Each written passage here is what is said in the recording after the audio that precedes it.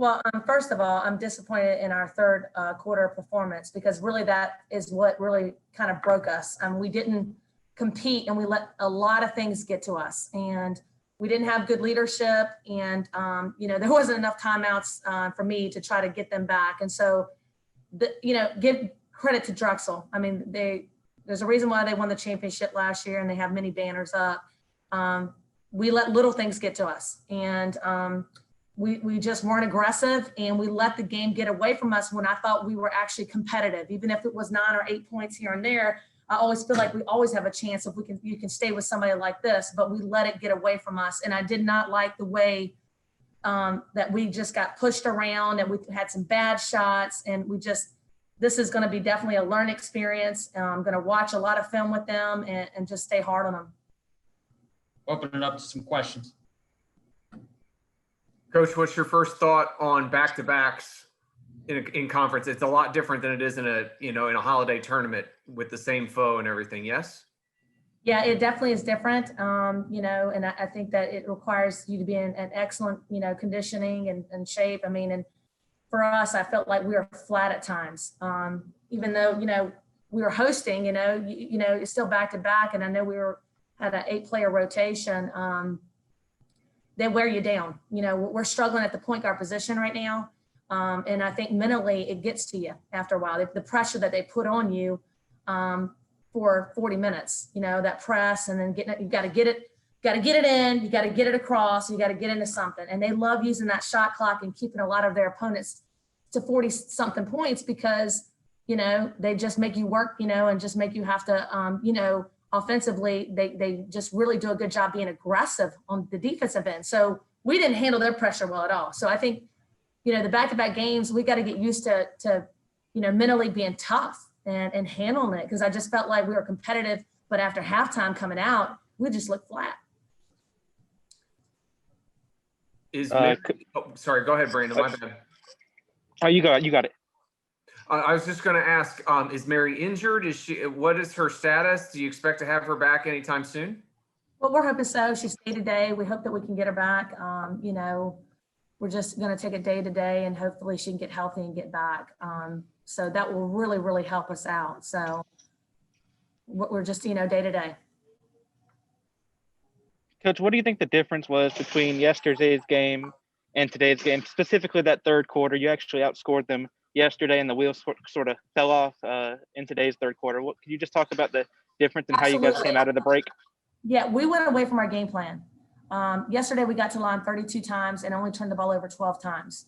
Third quarter, we got frustrated and started to throw up some bad shots, which led to them they had 10 points in transition because we missed layups, and we didn't finish and we didn't get back.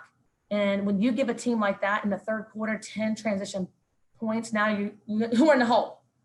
And we didn't have good leadership. And I was just trying to tell them, don't get frustrated. Let's try to work together. We did not do a good job staying together. Trust me, I can't wait to watch film right now, cut it for the week coming up, talk to my staff, because we got to do a better job. We've got to learn how to stay together. This conference is very tough. It's a great opportunity for us to play against the champions from last year.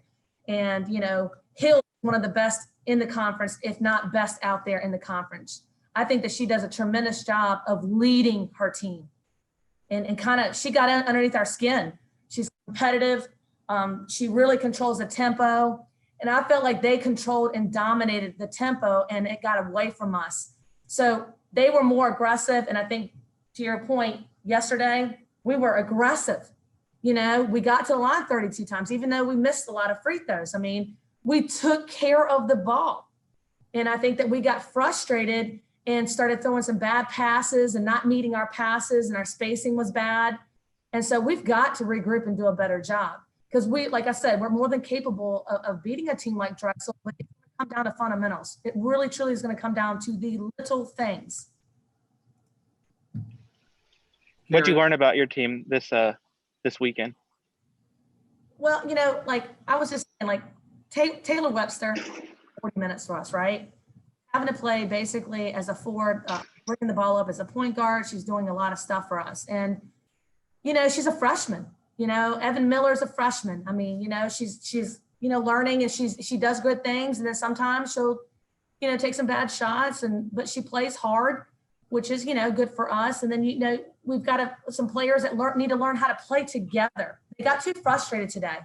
They got too frustrated, whether it was officiating or, Drexel got in, probably got into us mentally and made us do some things that was uncharacteristic, like throwing up really some bad shots and not getting back on defense. So we have to be more disciplined. How about that? I feel like if we can be a team that can compete on the boards, which we did, we got to be an attacking team. We've got to depend on people to get paint touches, whether it's post feeds or drives or whatever it is, to generate our offense.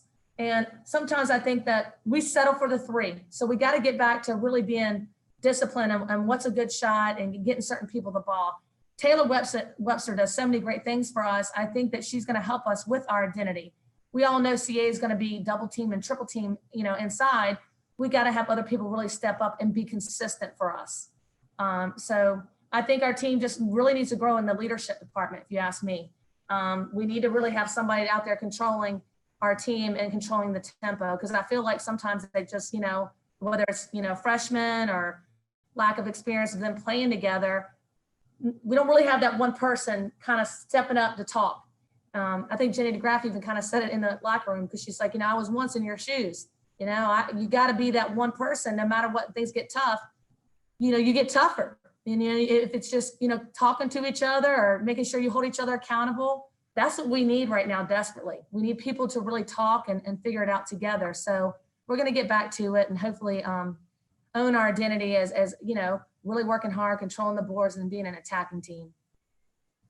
Karen, do you worry that you've had so many people in and out of the roster, injuries, and you open the season with Drexel, Madison, Towson, the three best teams in the league. You're trying to find a chemistry and you're trying to find a lineup, and these girls have no remorse for that. Do you worry that this dents any possibility to come out the other side with any positive thoughts? Absolutely. I think that, it's going to be a tough stretch. And I think that they know that. For me, it's how can we be good on every possession? I don't want the possessions to get away from us of what we're trying to do. And I think as a coaching staff, it's been hard to have one player out or two people out or one person there. It is hard when you have that kind of chemistry. I just hope that it'll all come together. We'll have our full roster and everybody will be together so we can have a little bit more depth with our execution. Right now, we got to keep them up. We got to keep them up. We got to keep working on the little things. I got to depend on my staff to really, we got to grow them this week coming up. We're going to have to watch a lot of film, and we got to be ready to attack again. James Madison, who was, tied with Drexel last year, who's always good too. And that's not going to be easy. So we're not going to look too far ahead. I think the best thing I can say is we got to get better at practice this week, and hopefully in time we can get everybody back where we can feel like we get a little bit more depth. But I got to keep some of our freshmen confident. I mean, I think we all know that that's a big part of the game when you're playing against a competitive CA conference, which is 10th in the country with women's basketball, that we got to keep them confident. We got to get them more shots. We got to make them feel good, but also we got to work on the fundamentals. We got to cut down our turnovers, y'all. We got to cut down our turnovers, and we got to make some free throws, and we got to knock big time shots. We missed too many layups today. You can't beat teams missing that many layups around the rim. I think it was one possession. I don't even know how many offensive rebounds we got, and we didn't even score a layup. I don't know if it was in the third quarter or what. So whether it's trying too much or whatever, we got to focus on the fundamentals and kind of go back and get on balance, score with your eyes. Don't think too much. Don't try too hard. Just be in the moment, whatever the moment is. Do your best and do it with teal pride. And that's the message. I want them to do it with teal pride, create some kind of identity that we know who we're going to be. And we're kind of still trying to figure that out because we've had players in and out and all this kind of stuff. Well, it's a long season. It's a marathon. It's not a sprint. So hopefully we can bounce back hard from this. Any other questions for Coach Barefoot? I've one question, Karen. This has nothing to do with today's game at all, but this is something that when Duke decided to stop its season because of COVID, what sort of and you guys have had several girls also opt out for COVID. would you be able to, and I know that some of this is personal, so you can't, but would you be able to talk about what that discussion was like among your team? You know, did you guys have a conversation about that? And if you did, is there something that is shareable, or is that, hey, we decided, you know, how hard it was to decide whether to go on or not, or how easy it was to decide to go on, perhaps?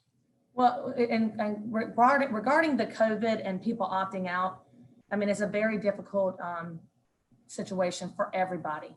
And for us, I think that, you know, we're lucky that we have a great administration, and, you know, we rely on their opinions, and health and safety is number one with our student athletes. And if we can know that we have healthy bodies, and we feel like we can get out there and compete, we're going to compete. So really, honestly, it's day to day. Other programs are taking a different route. They're doing, you know, like I said, Duke decided to cancel their season. Other people are you know, honestly, it's day to day. It's really, truly day to day. And right now, we feel like we have enough to compete. So, and I hope we'll continue to do that. And I hope we'll continue to have more bodies back, so we can feel like we do have a little bit of depth. But you never know how it's going to work out. You just got to hope and pray the best every day and see what happens. We've had 3 people opt out this year, and other people had to step up. And we've got walk-ons playing. Sally Vick started today. You know, giving people opportunities.